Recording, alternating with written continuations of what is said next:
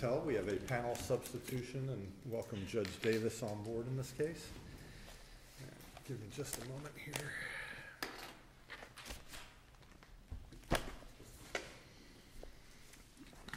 All right, so we're here on Doe versus Duane. Good morning. May it please the court, my name is Nicole Siegel from Burlington and Rockenbach. I'm here on behalf of the appellant, John Doe. With me at counsel table is Sheldon Stevens, who is trial counsel on the case. I'd like to reserve 5 minutes for rebuttal. I wanted to point out one error in the brief, in our initial brief on page 30, before we started. On page 35, we cited to a case called Doe versus Emerson. There were actually two different Doe versus Emerson orders that were discussed in the case.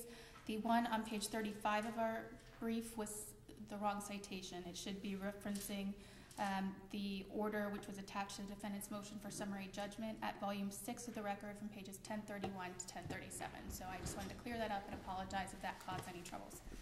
It confused me when I went to try to figure out what I was talking about. The underlying case here, as you all know, stems from the sexual abuse of the plaintiff, John Doe, when he was from the ages of approximately 10 until 15 by a priest and a choir director. The very disturbing allegations regarding the specific abuse is not particularly relevant to the issues here. What is relevant to the issues here is that the plaintiff brought claims against the Diocese of St. Petersburg and the Diocese of Venice based upon, in essence, negligent training, negligent retention, and negligent hiring of these two men. The defendants moved for summary judgment, arguing that the statute of limitations barred plaintiff's claims because he brought them as an adult based on these claims when he was a child. Plaintiff argued that two doctrines should preclude the statute of limitations from barring his case, one being the delayed discovery doctrine and the other is equitable estoppel. The trial court ultimately found that neither doctrine applied to the case and dismissed the case or entered summary judgment based on the statute of limitations. So I would like to discuss first the delayed discovery doctrine. It's plaintiff's position that the delayed discovery doctrine should delay accrual of the plaintiff's cause of action until he became aware that he suffered injury as a result of his abuse by the two men here. Now, the defendants have argued that the delayed discovery doctrine does not apply in negligence cases stemming from childhood sexual abuse, and that is one of the bases that the trial court entered summary judgment as to the delayed discovery doctrine. It is our position based on the case law that the plaintiff's claim of negligence would, the delayed discovery doctrine would apply. A little discussion about the history here and its application to sexual abuse cases.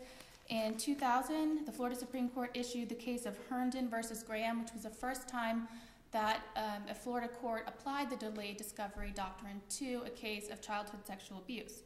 Now that case was an intentional tort case brought by a plaintiff who was abused by her stepfather as a child, and she alleged that she had forgotten about it until some later time after she was an adult.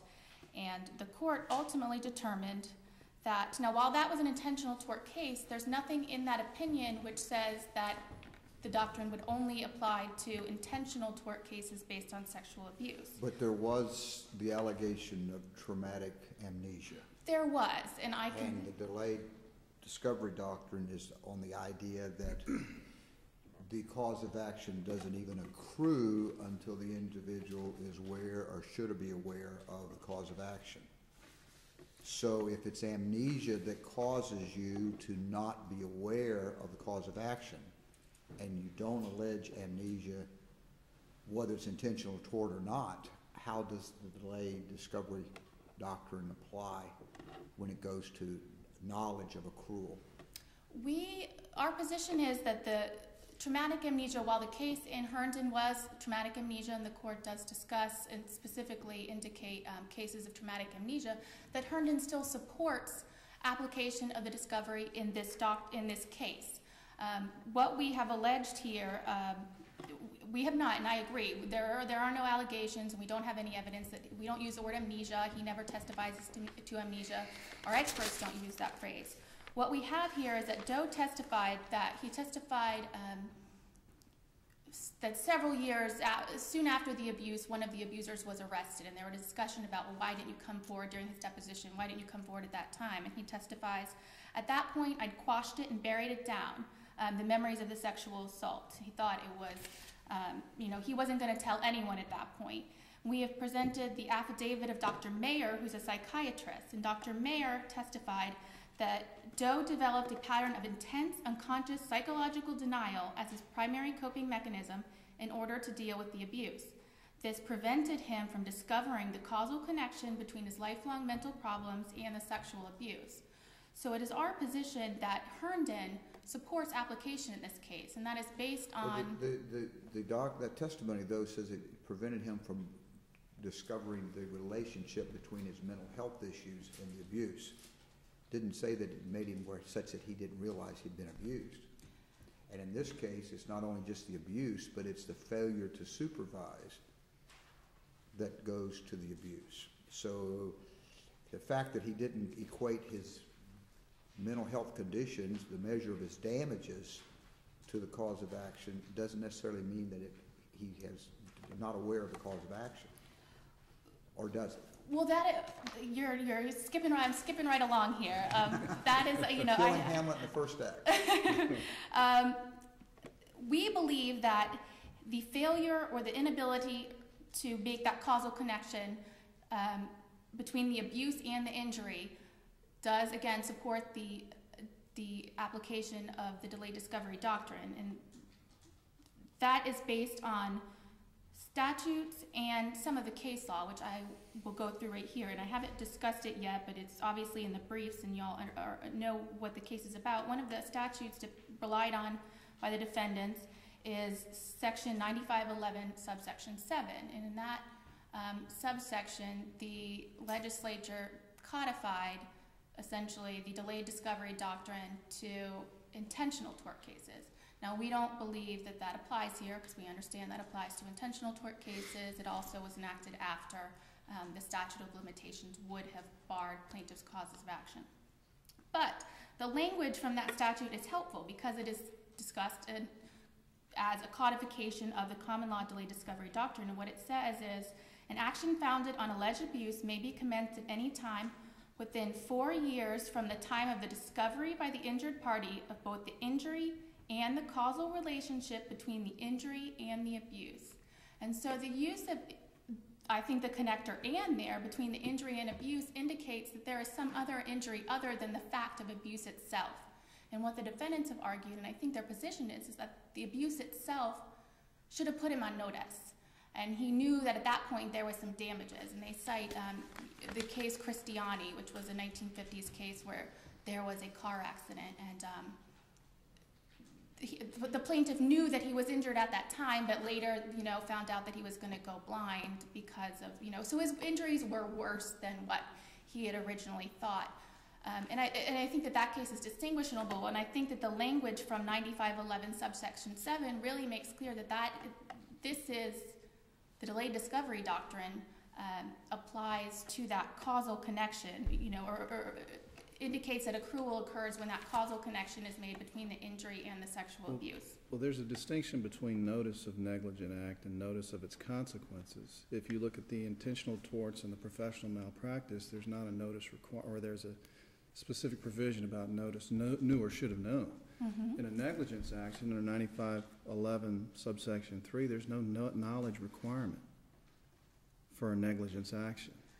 Well, we're arguing that the common law delayed discovery doctrine applies and not the negligence. Well, then I have some questions about Herndon, because as I reviewed Herndon makes specific emphasis on, well, of course, this was also the reversal of an order on a motion to dismiss. It's not a summary judgment case. It's a little different posture. But also, they focus on the lack of memory. Traumatic amnesia. Herndon had a lack of memory. When she realized what had occurred to her, she filed suit. Then they go on and spend a few pages on studies about traumatic amnesia, memory loss, repressed memory, hypnotically recovered memory, and how they note that the legislature enumerated specific grounds for tolling the statute but did not include the delayed discovery doctrine for delay due to lack of memory. So there's a great emphasis on the lack of memory, but in this particular case, as I read his deposition, despite what the experts' affidavits opine, he did not appear to ever forget this. In his interrogatory answer in April of 2011, when he was asked about memory disorders, his response was, "I don't know what you mean by a memory disorder. There are times I don't recall, but they are probably related to the use of alcohol and drugs." That's the closest that you get kind of to a repressed memory, but it doesn't seem like the memory is repressed due to trauma. It's due to him voluntarily getting intoxicated or an overdose. So where in here is there evidence in the record that he had a lack of memory because of the abuse? There is no specific evidence of lack of memory, and you are correct. And I will, it's not specifically on point, but I will point out that you pointed out his alcoholism, and that was all brought on because he started drinking back when Ed McLaughlin would get him, drunk and high. But that's being beside the point. I do think that Herndon did focus on memory loss because that was the case there. The plaintiff had alleged traumatic amnesia, but there is language in there which indicates that it would apply in a case which we have here, which we have denial, and denial of the recognition. And the scholarly article, which is quoted in Herndon to support application of the delayed discovery doctrine in cases of childhood sexual abuse, and I'm just going to read a quote here. The classic psychological responses to incest trauma are numbing, denial, and amnesia. And then it goes on to say, many, if not most survivors of child sexual abuse develop amnesia that is so complete that they simply do not remember that they were abused. Or they minimize or deny the effects of the abuse so completely that they cannot associate it with any latter consequences. And I think that supports what we've argued here. He didn't have the ability, and I think what the psychological denial and what our affidavits of our experts really make clear is that he just did not have the capability. He had pushed it down, he used the word quashed it down, and pushed it away, but he was in denial about what had happened to him, so much that he could not come forward, and that's what our affidavits say, and I think that is included in the language in Herndon, which the court relied on that entire article and discussion that they pulled out the entire quote to support their decision. Another thing in Herndon, or another discussion in Herndon that I think supports application here is that the court went into the reasons why the doctrine should apply in cases of childhood sexual abuse. And the court said, it is widely recognized that shock and confusion resultant from childhood molestation, often coupled with authoritative adult demands and threats for secrecy, all of which we have here, may lead a child to deny or suppress such abuse from his or her consciousness. And the doctrine is well established when applied, and it would seem patently unfair to deny its use to victims of a uniquely sinister form of abuse.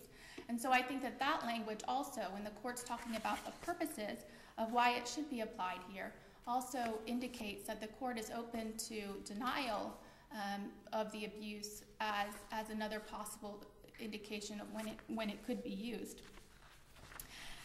And again, this discussion really just makes clear that the court is focusing on the effect of the abuse on the victim. And the victim, it doesn't matter whether it was an intention, it's not the claim itself, whether it's an intentional tort or a negligence tort.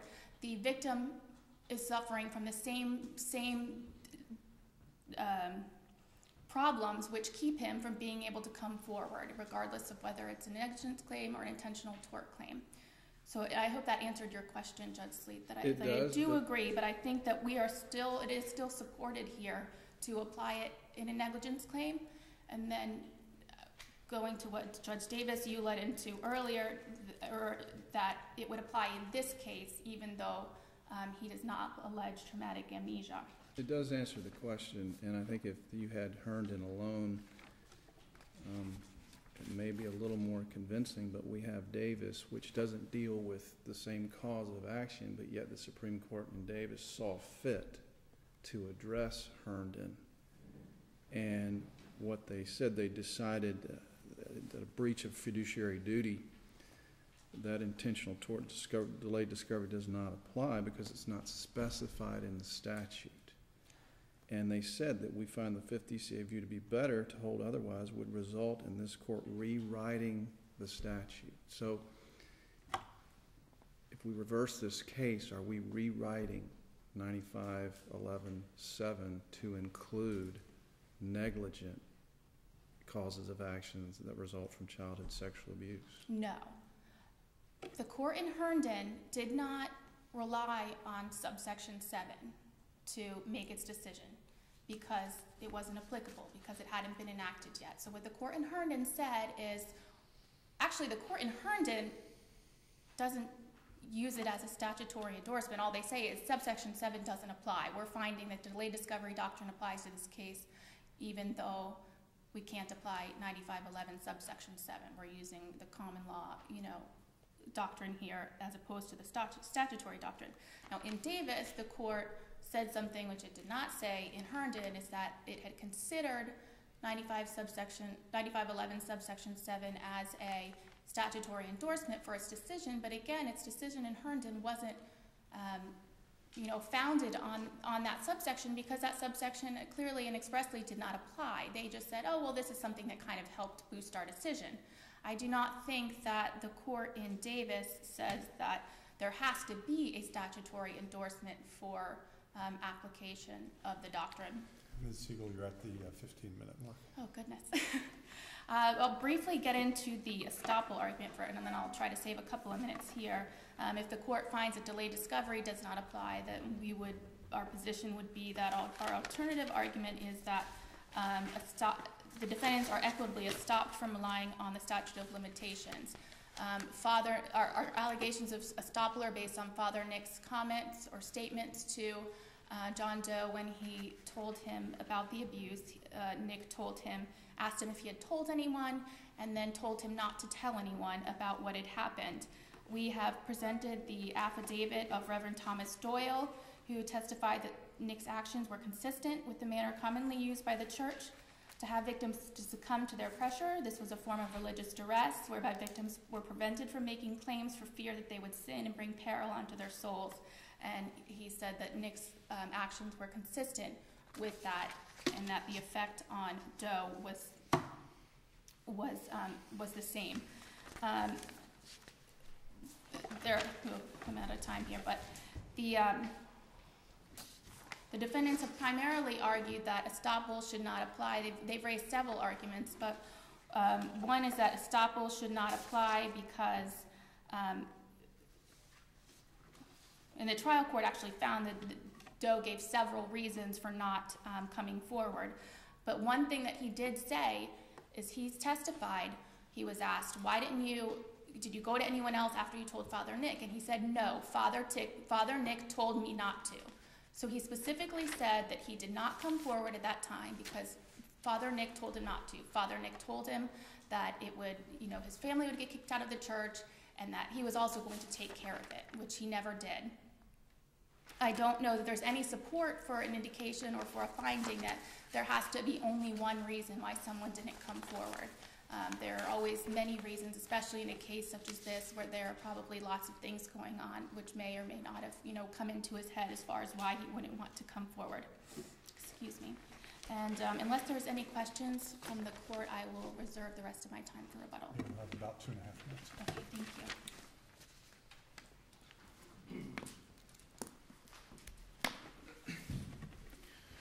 May it please the court, Matthew Belcastro, along with Robert Shearman, on behalf of Appalachia, the Venice Diocese. The Appalachians would like to split our time, so if Your Honor would advise me at the 10-minute mark, Mr. Riggle, who is counsel for the St. Petersburg Diocese, would like to use the remainder of the time. I'd also like to start with delayed discovery doctrine because the briefs spend a good bit of time discussing legal theories for tolling or delaying the accrual of the statute of limitations, but actually spend very little time talking about which specific statute of limitations applies. And that's important. And if we look at the Dorsey case, which is cited in the materials.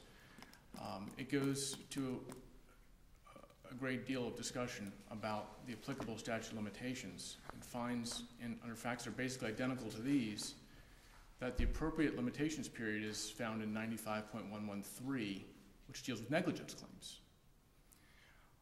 Where things seem to get a little bit awkward in terms of, it's probably a poor choice of way of characterizing their claims, but in terms of the legal argument that the appellant is making, is that they want to take the accrual provision from 95.117, which is the intentional torts cause of action, and they want to move that over to the negligence statute of limitations period. So they want to say we've got a negligence cause of action, but we want to use this accrual period here from 95.117. There's no legal basis for doing that. Dorsey case, the Sinrod case, the very recent Cisco case, they all say 95.117 has no bearing on this type of a cause of action for negligence. All three of them specifically reject the 95.117 cause of action. Well, I think their argument is that delayed discovery should apply in this case because the same reasons for extending delayed discovery in Herndon apply here. Agreed, which leaves them with Herndon. Because you have the same psychological effects, et cetera, so why are we limiting into intentional torts and not negligent causes of action? Okay. I agree. That's basically all they have left in light of the fact that 95.117 can't be used. So in response, I would say that we have such a long list of cases dealing with negligence claims. The Christiani case in particular, specifically adopted in Dorsey, these cases say when you are aware that you have an injury as a result of tortious conduct, that's when the limitations period begins. But if you buy the language of the psychologists that this person is not aware, what does it matter whether it's a tort or negligence or anything else if you're not aware? Right. But that's the very point that Christiani makes and says, I'm not sure if Your Honor was challenging me or agreeing with me, but that's what the Christiani... I don't understand. If the issue is I am not aware of my cause of action, what does it matter what kind of cause of action it is?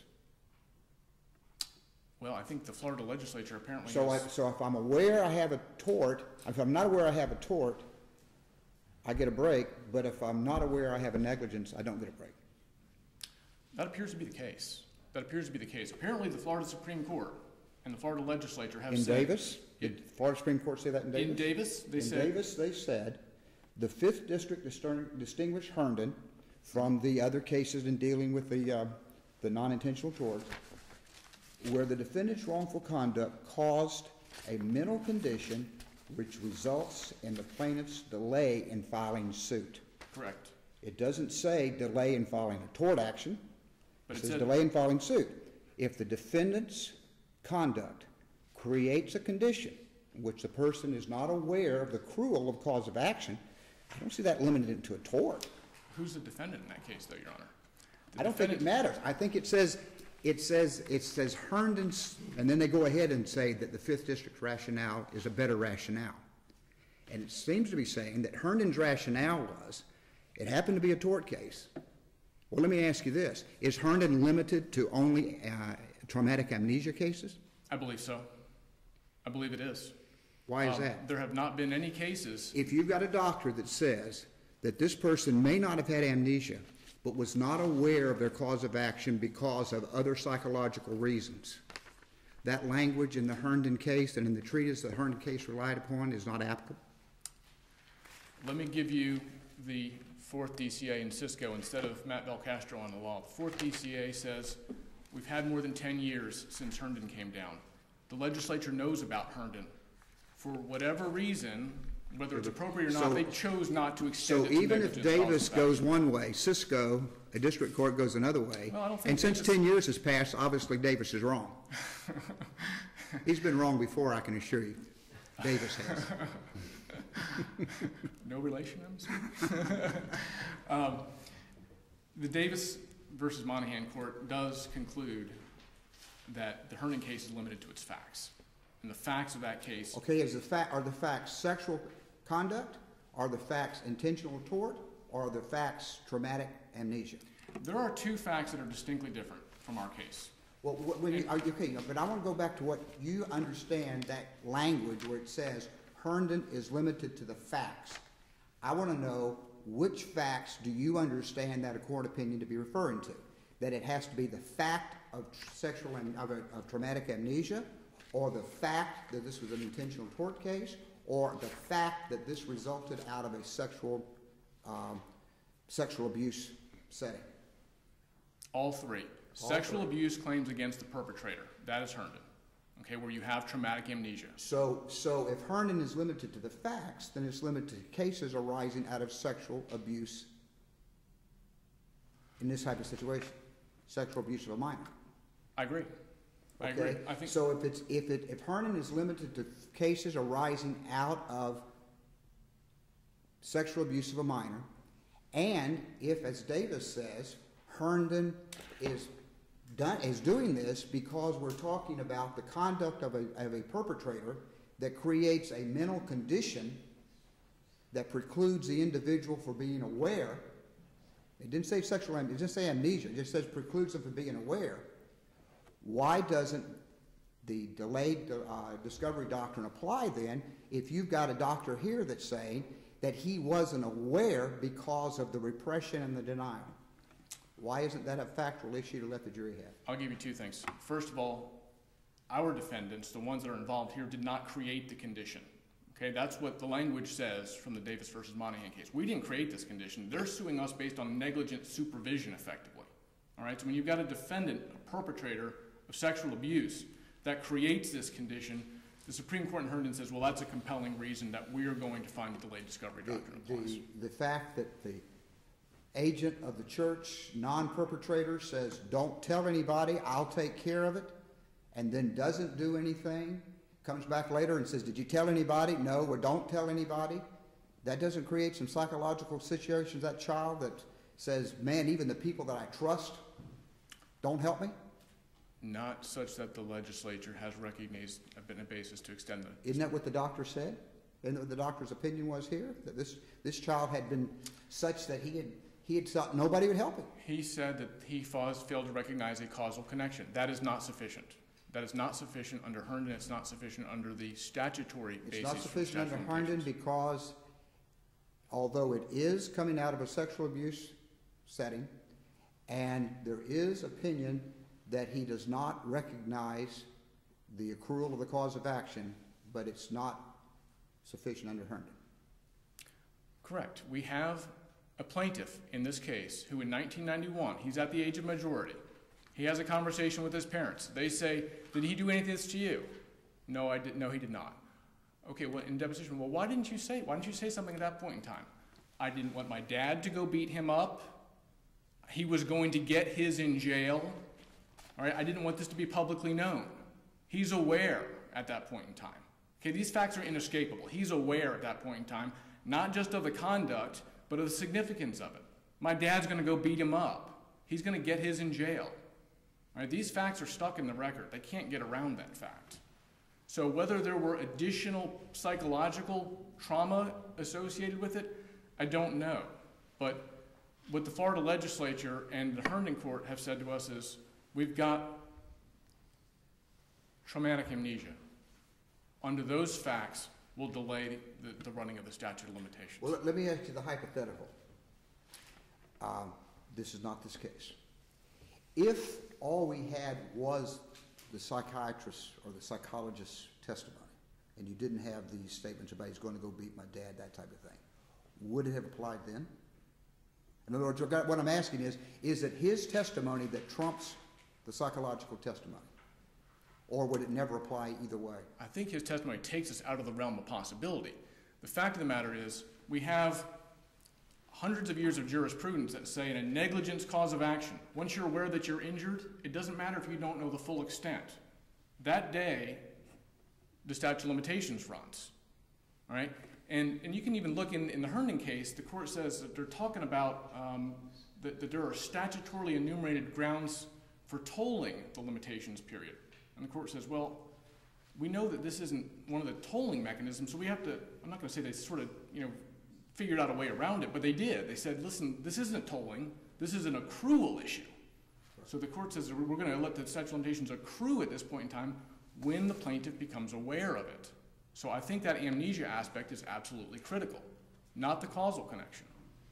I think I've taken up more than my time. You were at that time now. I have a question. We took up your time. Alternate pleading cause of actions allowed, but is the delayed discovery doctrine, arguing the delayed discovery doctrine and arguing equitable estoppel, is that reconcilable? Because we have evidence of, I never intended to tell anyone. I did not want to be a stigma in the neighborhood, to be known as, the young boy that was raped by someone. But also, we have someone who never forgot the abuse, which seems to be required in delayed discovery. So I think it is required in the delayed discovery, and in all candor, I think that the appellant's position is here, well, we didn't forget. We just didn't know the causal connection between the injuries and the abuse. So I think there are lots of problems with the equitable estoppel, and I think there's clearly a difficulty in reconciling I forgot with I was misled. I don't know how you can say those two things at the same time, but I think they're trying to. Thanks. I'm sorry, I didn't articulate that very well, but I think Mr. Riggle does want to address that anyway. Thank you for your time.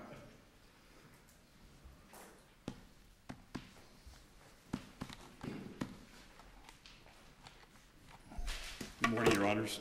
My name is Rob Riggle, and I have with me Andrew Labby from my office. May it please the court. We represent the Diocese of St. Petersburg in this case.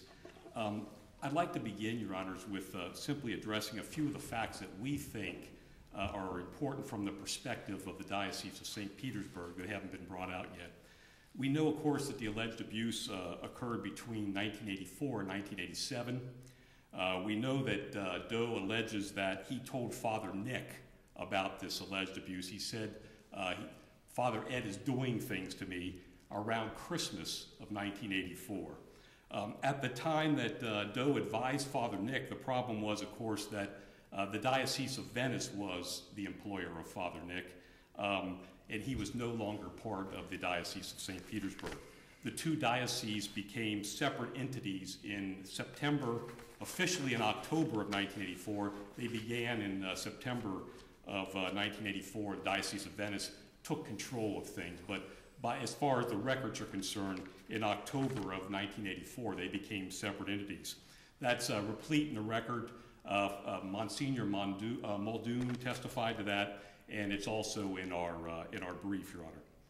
The I wanted to talk a little bit about, first of all, about the delayed discovery doctrine. The parties agree here that the statute of limitations is 4 years. That's the applicable statute we're talking about. Therefore, of course, unless there's some mechanism to either toll the statute or delay its running, then, of course, the claims are barred. Doe first attempts to circumvent the statute of limitations by alleging this application of the delayed discovery doctrine. But the courts say that statutes of limitations should receive liberal construction and ought not to be explained away. A cause of action for sexual assault, it occurs on the last day on which the plaintiff could have been abused, and of course, we know that to have been 1987. So he waits for 23 years to file his suit. It's not necessary, according to the Miami v. Brooks case, it's not necessary for the accrual of a cause of action that a plaintiff know the full extent of his injuries or the full consequences of his injury. We know that the Florida legislature, of course, has limited application of delayed discovery to certain cases. In Davis, the Supreme Court clarified its holding in Herndon, but there are two other cases we haven't discussed. First of all, the Cisco case reiterated the Supreme Court statements in Herndon, and it held that the case was, the holding in that case was limited to the unique facts of of that case. The unique facts of those cases were it was childhood abuse coupled with traumatic amnesia, a complete forgetting of everything. The problem is with amnesia, it's repressed memory. There's no recollection whatsoever. A lot of the cases that were discussed in our brief talk about childhood amnesia, which is known as infantile amnesia, and the child never had any recollection, never knew what was happening to him or her. The fourth DCA also agreed with the Cisco case and the Doe v. Sinrod case. Failure to discover this causal connection between the sexual abuse and the resulting injury, it doesn't delay the accrual of the statute of limitations. That's in the Doe v. Dorsey case, as well as in the Doe v. St. Stephen's case. Doe's own testimony here contradicts any statements that he was unaware. This statement that he couldn't connect the dots, well, he admitted that he was aware that one could go to jail for touching children the way he was touched. He admitted that he knew it was wrong. He was aware that his father could hurt Trapinski, and he believed that Trapinski, a pedophile, would not survive in prison. It's interesting that he uses the term pedophile, because that shows an awareness that he knew this was a man that preferred children as sex objects.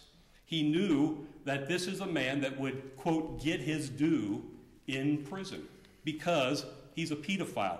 He chose that language. No one suggested it to him in his deposition. Correctly, that your position is even if delayed discovery applies, that the clock would have started in 1991 when he has the conversation with his father. That's correct, Judge Stillman.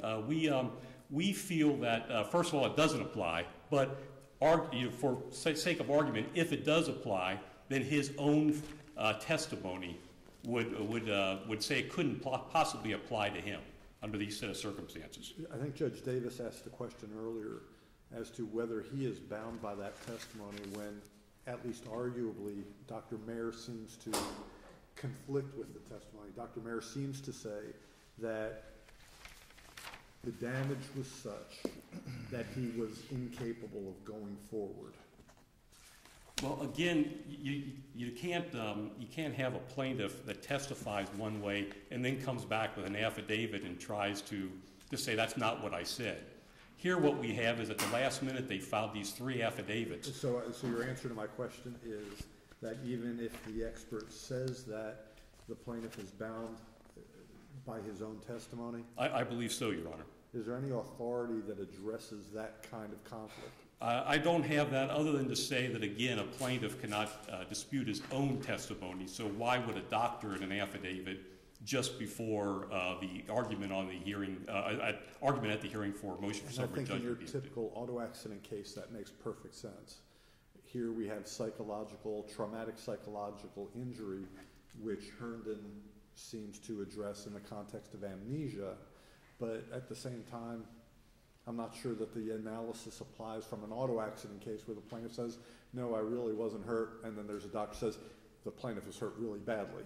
Well, the Doe v. Dorsey case, Judge Silverman says, as you know, that a child abuse as a matter of law is an injury. Child abuse as a matter of law is actionable. So he certainly knew he was being abused. But Dr. Mayer's testimony, or his affidavit, seems to be that the plaintiff was incapable of going forward until he actually did years and years later. Yeah, Dr. Mayer unfortunately didn't do anything except review records years and years later. That's a great jury argument. Right. But for our purposes, right. The legal issue is you have a doctor who says he couldn't go forward. Why isn't that sufficient to create an issue of fact? I think because it directly contradicts what the plaintiff himself testified to, what he was thinking at the time 23 years before when he didn't answer his parents' direct question of why whether or not he was abused.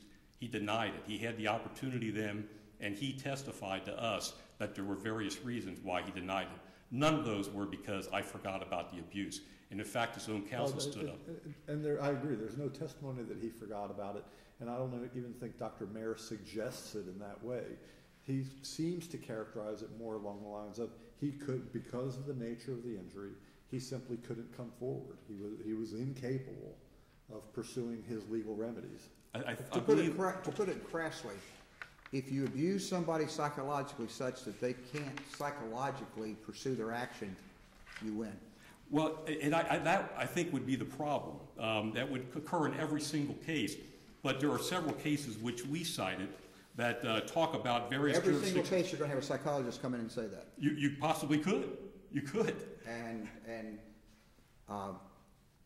So because